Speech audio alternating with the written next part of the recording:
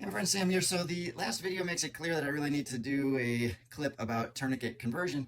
So patient has a tourniquet applied. What am I thinking as an ER doc receiving someone like that? On the history level, what's the age of the patient, or rather how large are the limbs? Small limbs are a lot easier to control bleeding in. So amputation or not, is this a partial, complete amputation, maybe a mangled limb, or is it a simple gunshot wound or laceration from a stab maybe? With as far as when did it happen, is this older than 6 hours old? I mean, in civilian life, not a whole lot of tourniquets are applied that are on for 6 hours. So, but if it is on for 6 hours, I'm certainly going to be calling other people for help and not just winging it. If it's less than 2 hours old, chances are pretty good that I will be okay converting the tourniquet myself. Between 2 and 6 hours, I'm certainly going to want help as well. I'm certainly going to talk to other people about it too. Is the patient otherwise stable? So do they have compressions going on? Is their airway okay? Are there a lot of other problems to be dealing with? What's the on-scene story? And also, what does the medic seem like? Are they freaked out about it? They say, there was blood pulsing across the room, and if it wasn't for my finger or hand, this patient would be dead already. Or do they come in saying, they had a gunshot wound and I just wanted to be sure, so I put this tourniquet on? And then what's the pain story? So tourniquets hurt. Even the act of squeezing tissue down, you get some skin pinch in there. So there is pain associated with tourniquets, but did the pain amplify greatly en route? And my perspective is a lot of tourniquets fail en route because fluids move out of the way, tourniquet pressures drop, and arterial occlusion is lost. So limbs swell up and it's very painful. So that leads to the physical exam here. So when the patient arrives, do they have palpable pulses on that limb? If they do, then that tourniquet is doing them no favors. Are they neurovascularly intact? Are they moving their toes, and can they feel their toes or fingers? If they can, maybe the tourniquet isn't working all that well either. What's the size of the limb? So if a tourniquet's been put onto somebody with a limb that's 70, 80 centimeters in size, I think there's a pretty high chance it's not stopping arterial flow. What's the device placement? So was this a high and tight or something 2 or 3 inches above the wound? What's underneath that tourniquet? So are there keys there? Is there a wallet, clothing? What's under that thing that might be preventing it from doing a good job? And then what's the wound status itself? I'm going to expose the wound and see if something was done there. I prefer direct pressure first, followed by tourniquets, but I get it that with care under fire, sometimes you have to go straight to it. But what does that wound actually look like? All right, so now I'm just going to do a quick demo for tourniquet conversion using one of the Tourniquet trainers. And there's a stand that I made for it. So if anybody wants that stand, just let me know and I'll send you the STL file. All right, so I'm going to show you an approach for tourniquet conversion using my friend Uriah Pope's pressure bar as well as a Slishman pressure wrap. I'm very biased. I always have one of these in my pocket, so this is what I'm going to use. But you can convert tourniquets in many, many different ways. You can use the Israeli bandage, the Elias, an ACE wrap. There's just a lot of different ways to do it. I'm showing you one. All right, so here I've got a Tourniquet trainer, got my stand. I can rotate this in 3 different orientations so you can demonstrate wound packing here. I've got a wound there. So let's set it up like this. Say I've got a patient who comes in with this tourniquet. I'm going to put some gauze or ABD pad or Curlex, something basically I can put something on to cover it up because I'm a nice guy. I have this pressure bar and I can use the loop to cinch down around it. The orientation of the wound was like that. So here I'm going to try something a little different. I'm going to orient it like this.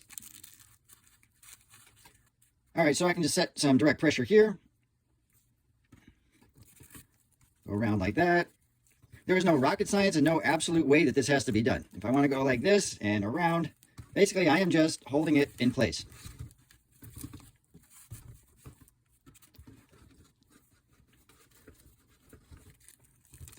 At this point now, I can go up over both.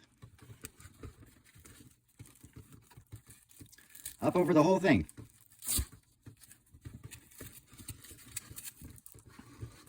And then just tack it down. And right here I have direct pressure to the wound. It's covering the wound. I can rotate it a little bit if I want, kind of find the sweet spot. And at this point, I am going to take off the tourniquet. I'm not a fan of slow removal because I'm not a fan of blocking off just venous return.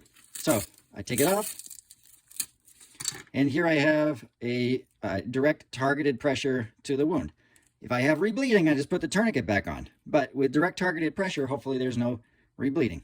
All right, I'll admit that was not a very pretty application, but I'm gonna put it on one of my kids next and we'll try to do a little bit better. So I've got my boy Max here. He has the classic tic-tac-toe trauma, and we are going to convert his tourniquet. So when he comes in, I'm going to expose the wound, I'm going to feel for pulses, see how he's doing, and I'm going to make every effort to get this thing off of him because it hurts and I'd like to remove it at some point. So if it's a large leg, I'll probably have a second tourniquet at the ready. I may even put a blood pressure cuff if there's room or if it'll go around. If you saw a previous clip I did, I used 2 blood pressure cuffs connected to each other and you can get high pressures that way. I'm not going to need that for this size of leg. So the next step is I got this exposed wound. This is a type of bandage, but you can use a boat of gauze, you can use Curlex. Basically apply direct pressure to that wound. Now, demonstrating Uriah Pope's pressure bar with a Slishman pressure wrap, this is one way to do it. There are many ways to do it, but this is one. So what I have here, you can cinch it down onto here, so that turns it into a single device. And now I can reach underneath.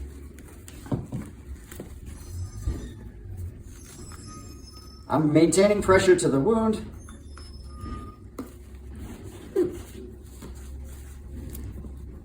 Back around again.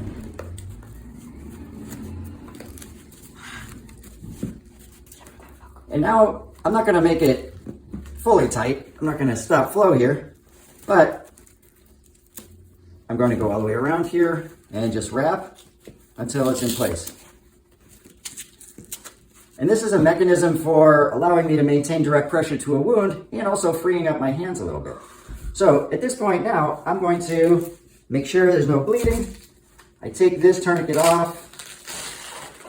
And some people will go fast, some people slow. I like fast because I don't like venous engorgement. So take it off.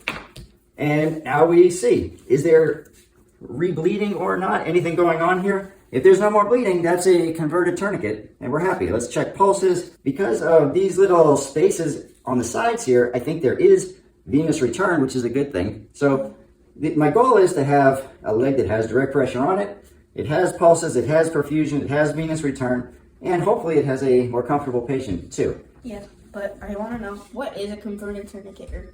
A tourniquet conversion just means taking it off. It's a weird term. I don't really know how they chose conversion, but basically you're converting it from tourniquet, arterial occlusion to pressure dressing. Does that help? Also, I want to address a couple things from the previous video. The goal is not arterial occlusion with this device. The goal is direct pressure to the wound.